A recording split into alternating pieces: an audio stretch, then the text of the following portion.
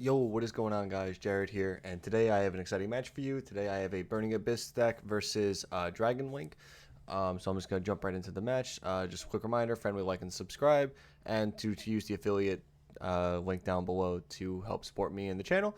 And don't forget to follow me on Twitch as well, which will also be in the description down. So we'll just jump right into it.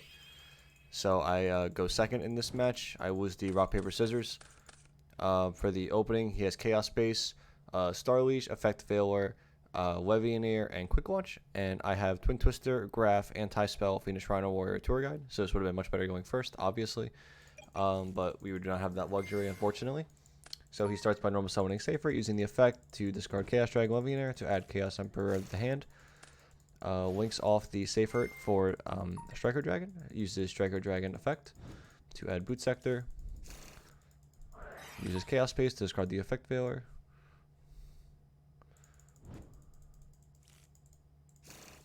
So yeah, he had Black Dragon to his hand here. Yep. This is one of the reasons I like Anti-Spell against Dragon Link as well, because they add all these spells to their hand, like Boot Sector, Dragon Ravine, and a lot of times they have Chaos Space and stuff like that. And Anti-Spell, like all these searchable cards, makes them so, like, not really extenders, just makes them really bad. So, like, them linking in the things you just don't really care about. So yeah, this is just normal Dragon shenanigans, I would say. Draws Ash Blossom off the Chaos Space. Goes into Seals. Adds back the Black, and adds back the Levy. This adds back Safer to his hand, so now we can continue comboing. So he summons Abstractor, get Tracer. So you can already see where this is going. This is going to end on a Savage and a Rank 8 as well, I believe. Tracer, pop that. This is all pretty standard Dragon Link stuff. I think we've seen this for the past more than a few formats. Savage effect, bring back the Romulus. Banish the 3 darks to summon out Levianeer. Levianeer effect to shuffle away. Hits the Tour Guide. Brings back the Armageddon, and then go into Zombie Stein. So obviously this hand's much better for going first, but I was thinking if there was ways to add it, but going through every way, there was I get stopped every way, and I know that he has a follow-up for next turn too.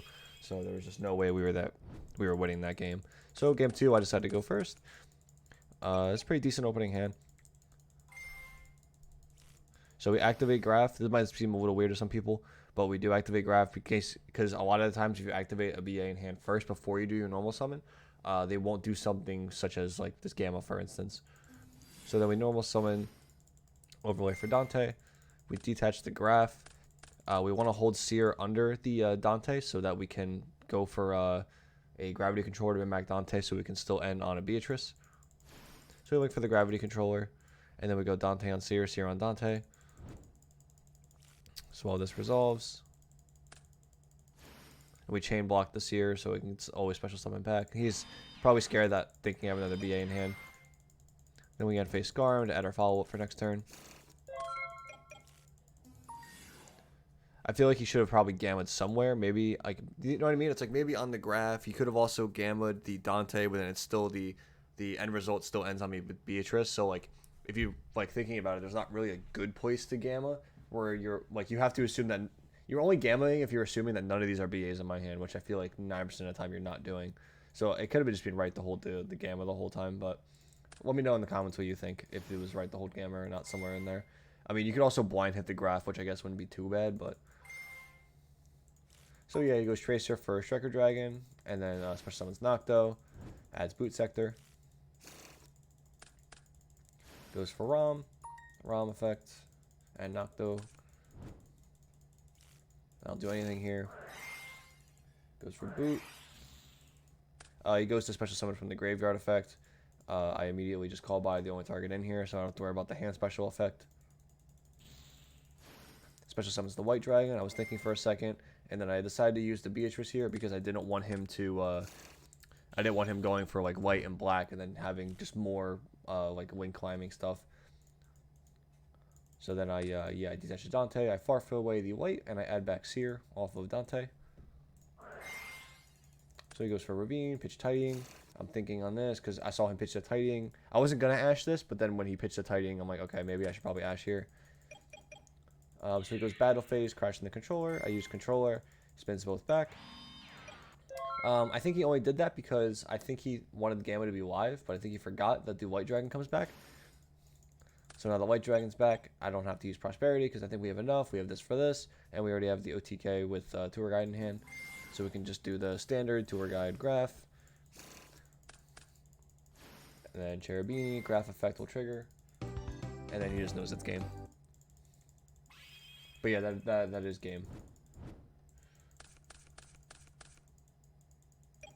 You can go for Cherubini, Graph Effect, Special Summon Barbar, and then use the Cherubini to send Seer bring back Dante, use the Barbar and the Cherubini to go into Unicorn, and then Unicorn and Dante go in the access code, and the Barbar burns for 900, so then you have the Beatrice for 25, the access code for 53, and the 900 burns what makes it game. Just so for people who don't know how to OTK with the deck, that's how you do it ideally. So he goes first, opens up a lot of trap cards and Collapse Serpent and save for it. So overall, the hand's still not terrible, but I mean, it's very awkward with all the back row. We opened up a lot of side deck cards, but it's okay because we still have we're still able to play. That's what's important. So yeah, he goes for Romulus. I would rather wait later to interrupt with the imperms because I feel like there's just better things to hit. So he does this, goes for Spheres. This doesn't bother me. This is all pretty normal. Goes for Dragon Ravine. Discards one of the rivalries. I don't know. I feel like he could have pitched the Tidying, but I think he wanted the. I mean, he might have gotten greedy here. I'm not sure. But he pitched Rivalry. I let it go. Goes for Abstractor effect to add Tracer. Boot Sector effect to Special Tracer. Tracer effect. Pop the boot. Summon Guy. Synchros for the Dragon. On the Dragon effect, I imperm, but he still sent by accident. But we just put him back.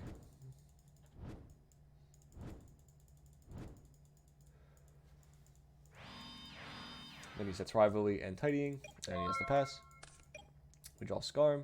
So in my standby phase, I imperm Seal, so I don't have to worry about the bounce.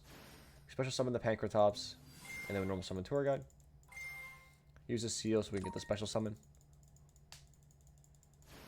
So my Tour Guide resolves, I summon out Graph, and then he summons out Chamber effect to get Tidying. Overlay for Dante. We go Battle Phase, so Pancratops can beat over the Dragon, and then Dante can beat over this because it's 0 because of Seals.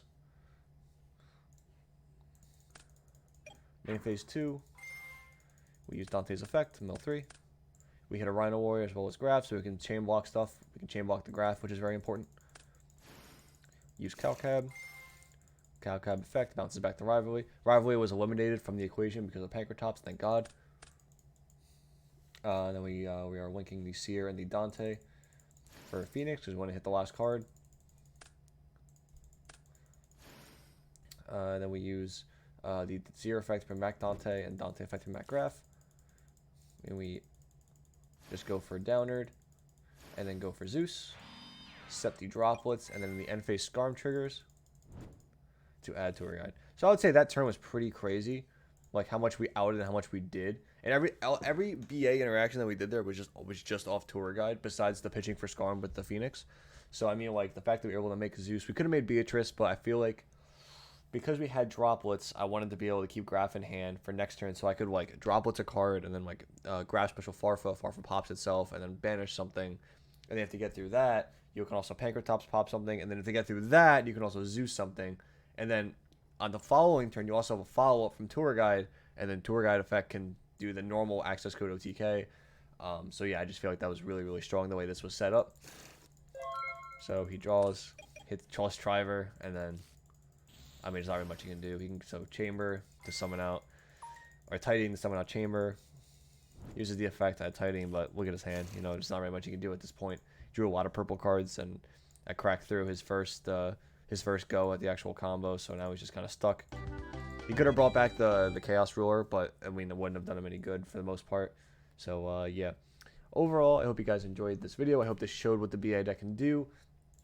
I don't know if I don't think I like this many, like the way he opened up it just wasn't very well. Unfortunate near the end, his top deck was bad, and his opening hand was awkward with the rivalries and the tidings. Just too many purple cards for a Dragon Link combo deck, in my opinion. But that's just me. Let me know what you think in the comments, and I hope this shows what the BA deck can do.